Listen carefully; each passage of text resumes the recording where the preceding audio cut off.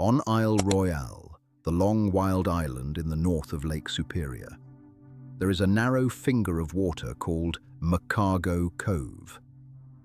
It's a quiet place. Forest crowds the shoreline. The water lies dark and still, and nothing about it announces that it holds one of the most important records of the human past anywhere in North America. That record isn't carved in stone or written on a page. It's in the mud. A team of scientists went to that cove, floated out over the deepest water, and lowered a tube down through the cold to the sediment at the bottom. They pushed it in and drew it back up, and inside the tube was a column of soft, layered mud, a core, a vertical slice of everything that had settled to the floor of that cove, year after year, for thousands upon thousands of years. To an untrained eye, it's just grey sludge. To the people who know how to read it, that column of mud is a diary. The deepest layers are the oldest, the top is yesterday, and sealed inside those layers, in the exact order they happened, are the fingerprints of everything the watershed above ever did. Every flood, every fire, every change in the forest, and, it turned out, the work of human hands so ancient that no memory or story of them survives. What those cores revealed is the fact in your title, and it is not a legend, not a contested artifact, not a story that needs a believer. It is chemistry. The mud proved that people were mining and working copper on the shores of Lake Superior 6,500 years ago. And it proved it so precisely that it settled arguments the bones and stones alone never could. Think about how strange that is. We tend to imagine we learn the deep past only from the things people left behind, their tools, their graves, their ruins. But those things can be moved, faked, misdated, argued over. The mud can't. The mud didn't care whether anyone believed. It simply recorded, faithfully and blindly, and then held its record in the dark at the bottom of a cove for 6,500 years, waiting for someone to come and pull it up and learn how to read it. So how do you read a lake? How does grey sludge become a calendar accurate to the century? And how can it possibly tell you that human beings were hammering metal before the pyramids? To understand what came up out of McCargoe Cove, you have to understand the machine that recorded it. A machine made of nothing but still water, falling sediment, and time. A quiet lake is one of the best recording instruments nature ever built, and it works on a simple principle. Everything that washes or drifts or falls into the water eventually sinks. Fine particles of soil, dust, pollen, ash, the remains of tiny organisms, traces of metal, all of it settles, slowly and steadily, onto the bottom. In deep calm water, where nothing stirs the floor, that settling happens in order. This year's dust lands on last year's. Next year's will land on this. Layer builds on layer, never shuffled, never overturned, until the bottom of the lake becomes a stack of time. The present at the top, the distant past pressed into the depths below. Pull up a core, and you're holding that stack intact in sequence. The method works because some lakes barely disturb their own floors. In a deep, sheltered basin, no current stirs the bottom, and few creatures churn it, so the layers stay stacked in order for millennia. Scientists recover them with a weighted corer lowered from a boat or the winter ice, punching out a long, unbroken column of ordered mud and sealing it for the lab. The first thing the scientists needed was a clock, a way to pin real dates to the layers. For that, they used radiocarbon dating, measuring the decay of carbon in bits of organic material trapped throughout the mud. Fragments of plant, wood, and the microscopic dead. Sample the carbon at many depths, and you can build a timeline down the whole length of the core, assigning an age to each layer. The mud stops being an anonymous heap and becomes a dated record, century by century. With the clock running, they went hunting for the signal. Using sensitive instruments, they measured the concentration of metals through every slice of the core. Lead above all, but also copper, potassium, titanium, iron. The idea was to watch those levels rise and fall through time and see whether, at some point in the past, something pushed them above what nature alone would leave. That last part is the hard, clever heart of the method, because a lake collects metals naturally too. Rock weathers, soil erodes, and a certain background level of every element is always drifting in. To find a human fingerprint, you have to subtract nature first. So the researchers compared the lead against elements that come only from ordinary rock and soil, and against the organic matter in each layer, teasing apart the metal that the landscape supplies for free from any extra metal that something unnatural had added. And they had chosen their lake with real cunning. McCargoe Cove wasn't picked at random. Its watershed, all the land that drains rainwater down into it, is dotted with ancient copper mining pits. Anything those workings released would have washed downhill and settled, in order, into the mud of the cove. If ancient people had truly worked copper up in that watershed, this was exactly the place their signal would be waiting. Then they read the core from the bottom up, watching the numbers climb toward the present. For thousands of years, the metals held steady at their quiet natural background. And then, at a certain depth, at a certain date, the line jumped. The jump came in the layers dated to about 6,500 years ago. There, the lead began to climb, and with it copper and potassium, rising clearly, unmistakably, above the natural background that had held for ages below. Something up in that watershed had started putting metal into the environment that nature alone did not account for. And it kept doing so, layer after layer, for roughly 1,000 years. That rise is the fingerprint of the first coppersmiths.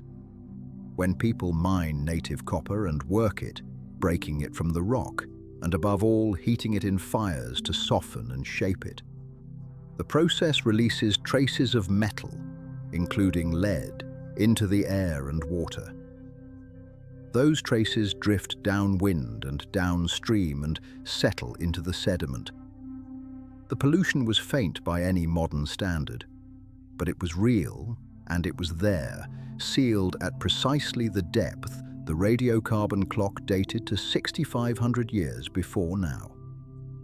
Lead is the key because it travels with copper.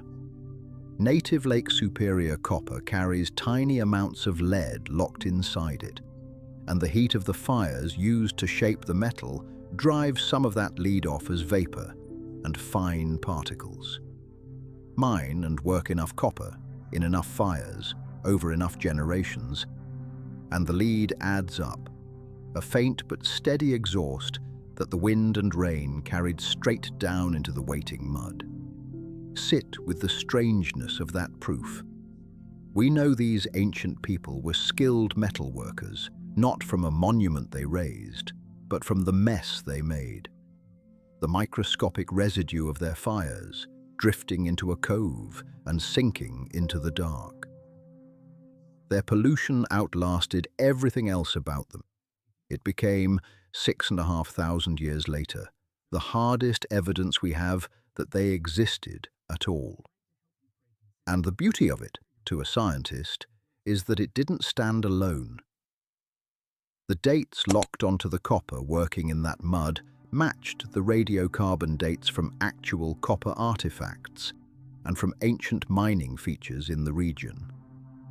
The chemistry and the archaeology told the same story, independently, and that agreement is what turns a striking result into a settled fact. The mud didn't just hint, it confirmed.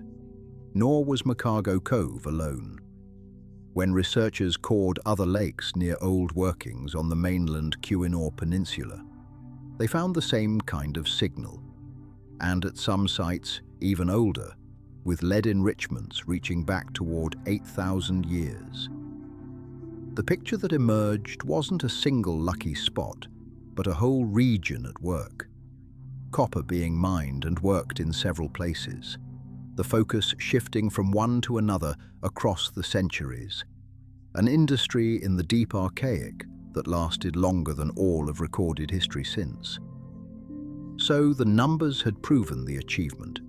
People were working metal here at scale, 6,500 years ago and more, among the earliest coppersmiths anywhere on Earth.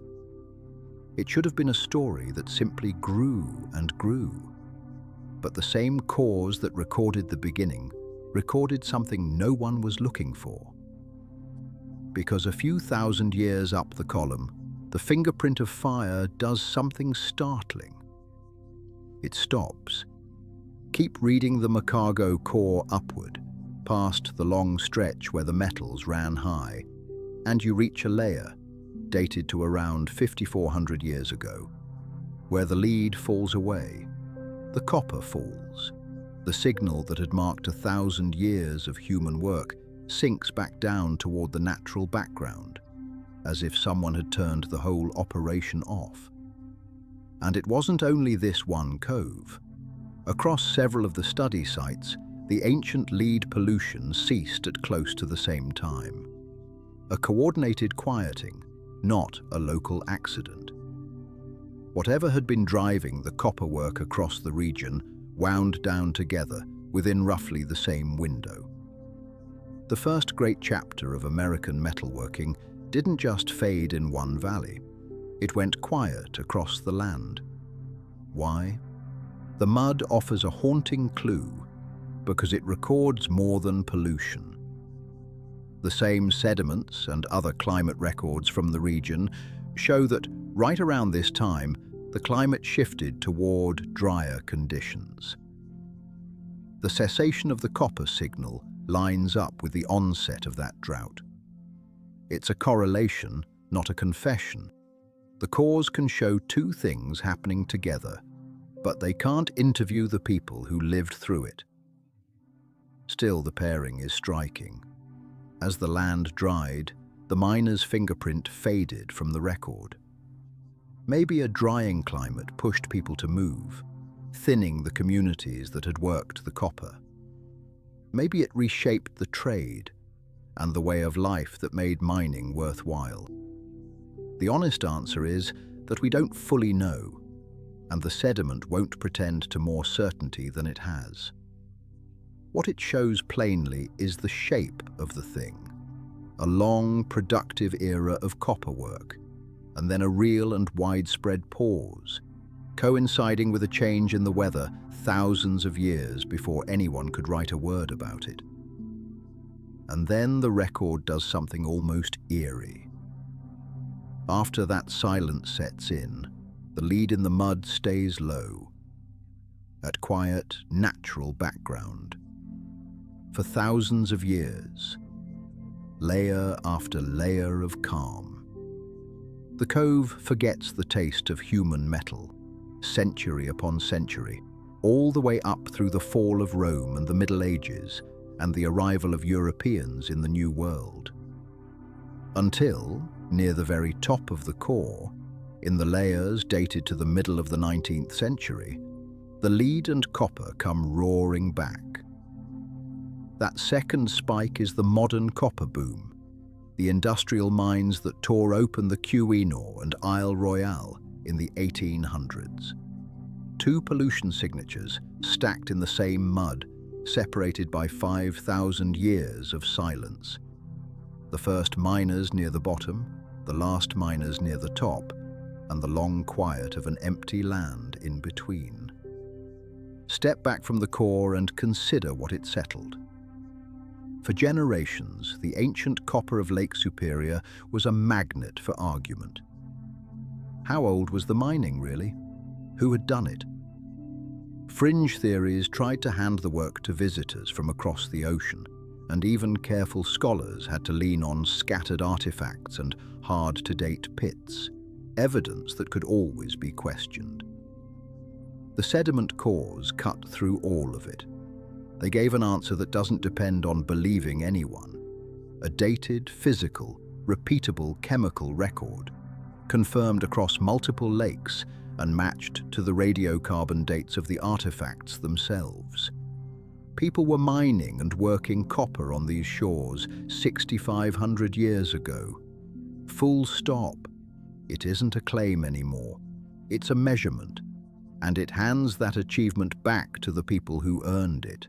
Not a lost race, not a mystery civilization, but the native peoples of the archaic Great Lakes, among the earliest metalworkers on the planet, so numerous and so industrious that the residue of their fires changed the chemistry of a lake and stayed there for 6,500 years. Their pollution is their monument. It is proof written in an element, unforgeable and exact. It is, in a sense, the most honest witness imaginable. No motive, no memory to distort, no story to sell, only the steady arithmetic of what settled and exactly when. There's something humbling in how the record was kept. These people raised no pyramids, cut no inscriptions, left no king's name to carry them forward. The thing that finally spoke for them, across an almost unimaginable gulf of time, was the mud at the bottom of a cove. A patient, mindless archive that saved what no human bothered or managed to save, including the quiet evidence of the day their fires went cold. That's the deeper gift of a lake core. It doesn't only tell you that something happened, it tells you when it started, how long it lasted, and when it stopped. And it lays a beginning and an ending side by side in a single column you can hold in two hands. The rise, the 1,000-year working, the silence at 5,400 years, the long empty calm, the modern roar, a whole arc of human presence and absence sorted into order by nothing but gravity and time. So picture it one more time, the tube sliding up out of the cold, black bottom of McCargoe Cove, streaming water, heavy with soft grey mud. Nothing in it looks like treasure. But held in that plain column of silt is the oldest surviving testimony of a people who taught themselves to work metal before almost anyone alive. Their work and their pause and their long silence, recorded faithfully by a lake that was listening when no one else was, and never once forgot.